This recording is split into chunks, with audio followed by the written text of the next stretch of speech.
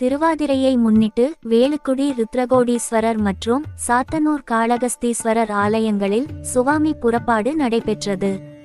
திருவாரூர் மாவட்டம் வேலுக்குடி பகுதியில் அமைந்துள்ள பிரசித்தி பெற்ற அருள்மிகு ஸ்ரீ கோமலாம்பிகை சமேத ருத்ர கோடீஸ்வரர் ஆலயத்தில் திருவாதிரை திருவிழாவை முன்னிட்டு ருத்ரகோடீஸ்வரர் சுவாமி மற்றும் சிவகாமி சுந்தரி சமேத நடராஜர் சுவாமிகளுக்கு வாசனை திரவியங்களால் சிறப்பு அபிஷேகம் நடைபெற்றது. அதனைத் தொடர்ந்து சிவகாமி சுந்தரி நடராஜர் சுவாமி வாகனத்தில் எழுந்தருளி கோவில் பிரகார புறப்பாடு நடைபெற்றது. அதனைத் தொடர்ந்து மகா தீபாரதனை காண்பிக்கப்பட்டது.